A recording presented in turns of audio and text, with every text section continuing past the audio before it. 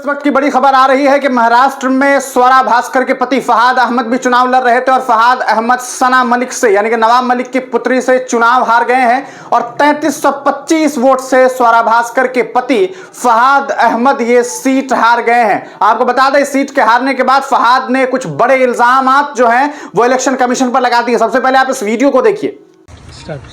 मेरा नाम फहाद अहमद है।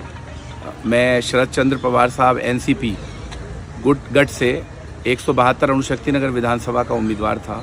जैसा कि आप इलेक्शन कमीशन की वेबसाइट पे देख रहे थे, मैं लगातार जो है आगे चल रहा था। हत्ता कि 17वें राउंड तक जो है मैं आगे चल रहा था और कुल राउंड जो थे वो 19 थे।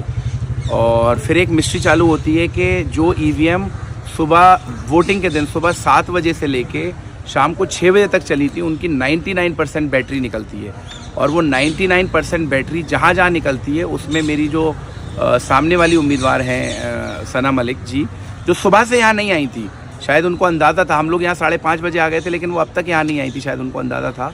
लेकिन जिस तरह की शायद महाराष्ट्र के अंदर जिस तरह की भी चीज़ें चल रही थी, उस घटना के बाद जो रुख महाराष्ट्र की राजनीति में हो रहा था, 99% की जो ईवीएम निकल रही थी उसमें मेरे से उनको डबल वोट मिल रहा था और बूथ पे वो मुझसे पीछे चल रही हैं। लेकिन जैसे ही कोई भी ईवीएम खुलती है जिसमें 99% बैटरी है, उस ईवीएम को कहीं ना कहीं किसी ना किसी तरीके से उसमें डबल ट्रिपल का मार्जिन सना मलिक जी लेके चल रही हैं। ये बहुत ही चिंता का विषय है। मैं इलेक्शन कमीशन को अभी लिख रहा हूँ रिकाउंटिंग के लिए और मुझे पूरी उम्मीद है कि ये जो 99% बैटरी का जो मिथ है उसको लेकर कोई ना कोई जो है कारण और कोई ना कोई जो है जांच बैठाई जाएगी और उस जांच से पहले किसी भी तरह के रिजल्ट की घोषणा नहीं होगी। बहुत बहुत धन्यवाद।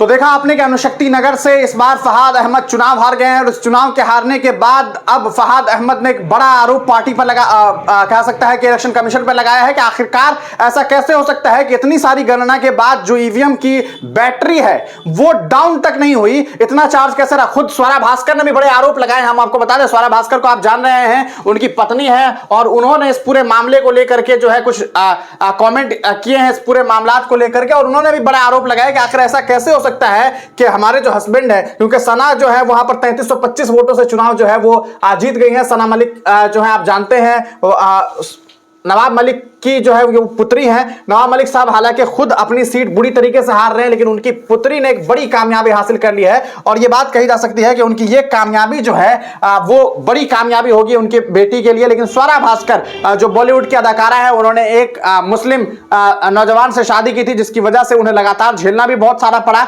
99% battery of CU and dilemma of BJP alliance winning. कैसे ऐसा हुआ ये बात कह after round 16 and STD lead in all rounds EVM machines that were 99% charge. ये कैसे हो सकता है कि 16 तक 99% चार्ज रहा हो, पूरा दिन वोट होने के बावजूद ईवीएम मशीन 99% कैसे चार्ज हो सकती है? इलेक्शन कमीशन जवाब देगी, स्वरा भास्कर कह रही है। आप इस पूरे मामले को लेकर क्या कुछ सोचते हैं कि आपको लगता है कि वाकई कोई सेटिंग हुई और फहाद को हराया गया? अपनी राय कमेंट सेक्शन में जरूर दीजिएगा।